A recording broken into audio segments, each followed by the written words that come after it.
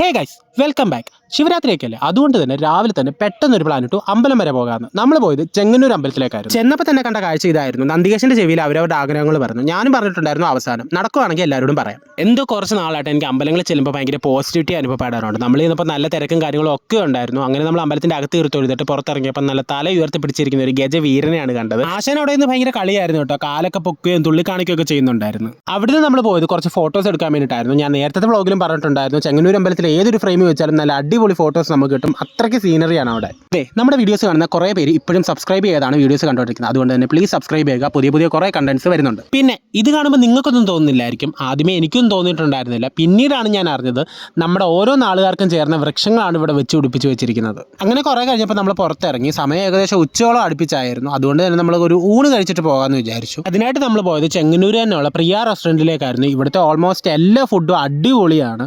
അപ്പോൾ പിന്നെ ഊണിൻ്റെ കാര്യം എടുത്തു പറയണോ, ഓരോ കറികളും ഒന്നിനൊന്നിനും വെച്ച് ഞാൻ കഴിച്ചത് വെച്ചിട്ട് ഏറ്റവും ബെസ്റ്റ് ഊണ്. ഈ ഒരു ക്ലിപ്പ് എടുത്ത് വീഡിയോയ്ക്ക് ഒരു എസ്തെറ്റിക് ലുക്ക് കിട്ടിക്കോട്ടെ എന്ന് വിചാരിച്ചായിരുന്നു. പക്ഷേ സാമ്പാറും ചോറും നല്ല ചൂടായിരുന്നു. പിന്നെ ഞാൻ പറയണ്ടല്ലോ, നമ്മൾ മീൻ പൊരിച്ചതൊക്കെ പറഞ്ഞിട്ടുണ്ടായിരുന്നു. കുറേ കഴിഞ്ഞപ്പോൾ അതൊക്കെ വന്ന് ഞാൻ വീഡിയോ ഒക്കെ എടുത്ത് കഴിഞ്ഞപ്പോഴത്തേക്കും എല്ലാവരും പകുതി മുക്കാലും കഴിച്ചു കഴിഞ്ഞിട്ടുണ്ടായിരുന്നു. ഒന്നാമതേ ഞാൻ സ്ലോ ഇട്ടാണ്, അതിൻ്റെ കൂടെ ഇതും. Okay, by.